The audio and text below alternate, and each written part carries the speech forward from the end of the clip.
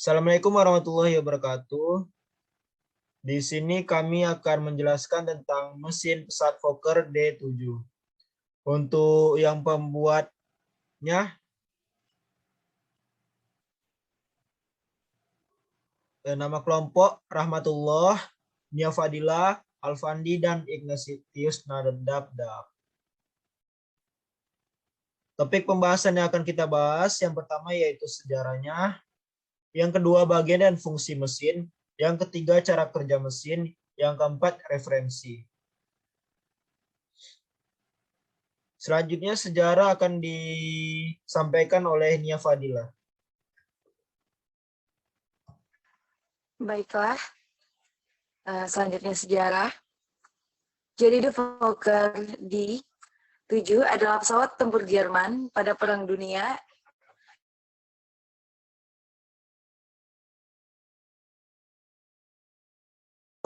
di pabrik Fokker, Jerman, pada bulan Desember 1917.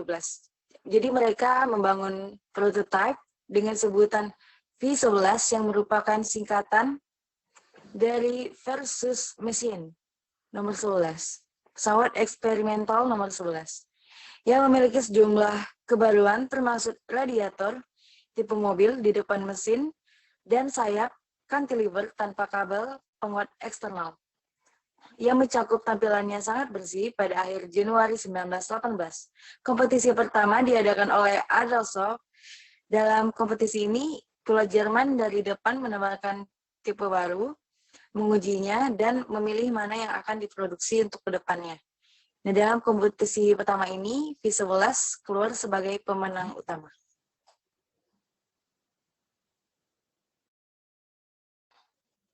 Jadi Anthony Fokker menceritakan dalam autobiografinya, The Flying Dutchman, bahwa ia menerbangkan V11 sebelum kontes dimulai. Dia memperhatikan bahwa itu tidak terbang terlalu baik, dan itu perlu diubah, dan setelah dilakukan beberapa perubahan, maka kondisi pesawat ini jauh lebih baik dan bisa terbang dengan indah. Fokker dianugerahi kontrak besar untuk pesawat yang akan menjadi karena pabrik Fokker di Sherwin tidak memiliki kapasitas untuk membuat pesawat dalam jumlah besar. Saingan Fokker, Albatros, harus memproduksi di bawah lisensi. Akhirnya mereka dibangun oleh pabrik Albatros di Johannisthal dan Osduci di Senidemuhi. Fokker menerima biaya 5% dari Albatros untuk setiap yang mereka buat. Fokker D adalah salah satunya pesawat yang disebutkan namanya dalam tuntutan gencatan senjata November 1918. Jerman diperintahkan untuk menyerahkan 1.700 pesawat, yaitu pesawat tempur pengeboman pertama, semua D7S, dan semua mesin pengeboman. Baik, berikut ini adalah penampakan dari The Fokkersnya.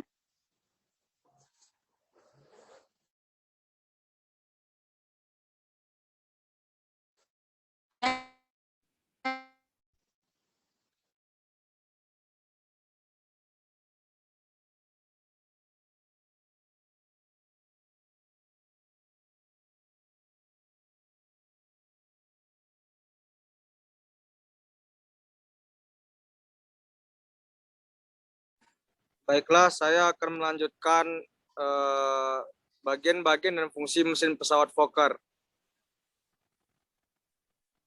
Yang pertama itu ada crankshaft. Crankshaft memiliki komponen tambahan yaitu speeder, bearing yang berfungsi untuk menghubungkan connecting rod sekaligus. Dan yang kedua adalah crankcase yang berfungsi sebagai rumah bagi komponen generator, piston, crankshaft, dan bagian-bagian lainnya.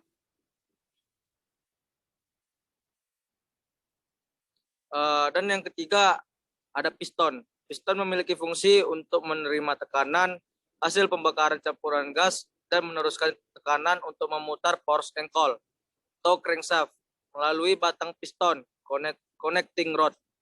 Dan yang keempat ada cylinder head. Cylinder head adalah komponen penutup blok silinder yang bertugas menutup rongga silinder. di mana ruang yang ditutup tersebut adalah ruang pembakaran, dan dengan adanya penutup ini maka pembakaran bisa terjadi sehingga tidak membebani kinerja mesin dan mampu menahan pembakaran mesin.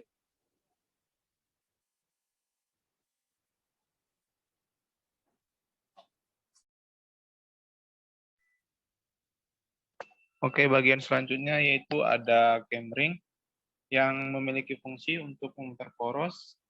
Dan selain itu, camring juga memiliki 4 benjolan atau nose yang berfungsi untuk menggerakkan katup pada silinder head.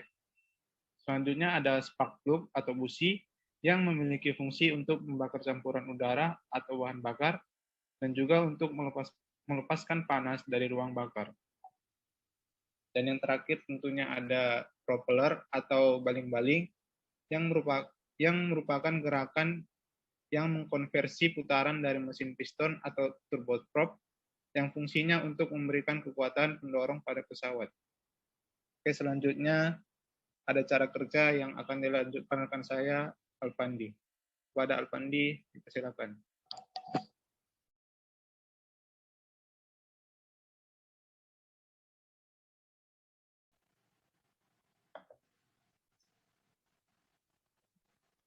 Di sini saya akan menjelaskan tentang cara kerja dari mesin radial engine. Untuk sistem kerjanya, mesin radial engine menggunakan konsep pass-through, di mana setiap silinder membutuhkan 4 langkah piston yang menghasilkan setiap siklus dayanya. Jadi di sini saya tidak akan menjelaskan secara detail bagaimana siklus daya dihasilkan. Dan seperti yang kita lihat, bahwa syarat sebuah mesin pembakaran dapat disebut sebagai mesin radial engine adalah terdapat banyak jumlah piston dan silindernya, atau bisa disebut dengan multi silinder. Dengan syarat konsep silinder yang mengelilingi mesin dan jumlah silinder paling sedikit adalah 3. Kenapa harus 3? Karena kalau hanya 2, maka konsep mesin ini berubah menjadi konsep opposed piston engine. Oke, saya lanjut ke keunikan lain dari mesin opposed piston ini. Adalah jumlah silinder pada setiap row harus berjumlah ganjil, yakni 3, 5, 7, dan 9. Sedangkan untuk menambahkan jumlah pistonnya agar bisa berjumlah genap, maka diperlukan penambahan row menjadi 14 atau bahkan 19 silinder. Nah, di sini mungkin akan timbul pertanyaan, mengapa setiap row-nya harus memiliki jumlah silinder yang ganjil? Alasannya, karena hal ini berkaitan dengan firing order. Dengan jumlah piston yang ganjil, ini maka firing ordernya akan terjadi pada setiap piston secara berurutan dengan sendirinya. Sebagai contoh, jika radial engine menggunakan konsep 9 silinder, maka firing ordernya adalah 1, 3, 5, 7, 9, 2, 4, 6, 8, dan kembali ke 1.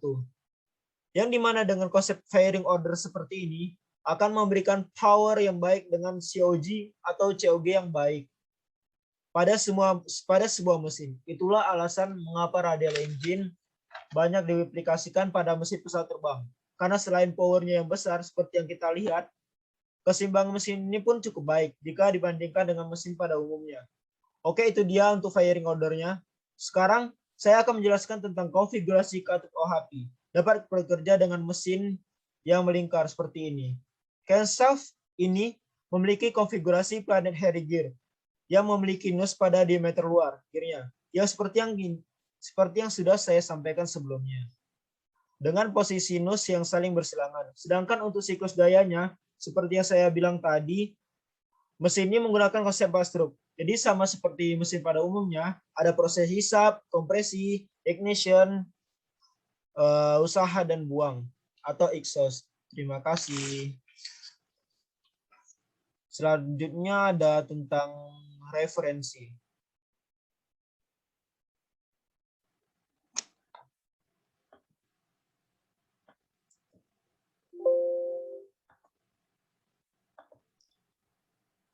Untuk referensi kami ambil dari Wikipedia, ada Aerophile, YouTube, dan Wikipedia. Terima kasih. Sekian dari kelompok kami. Apabila ada kesalahan kami mohon maaf. Assalamualaikum warahmatullahi wabarakatuh. Waalaikumsalam. Waalaikumsalam warahmatullahi wabarakatuh. Ini aku matiin ya share screen-nya. Jawab anjir. Masih record ya? Gak ada tulisan, setahu aku.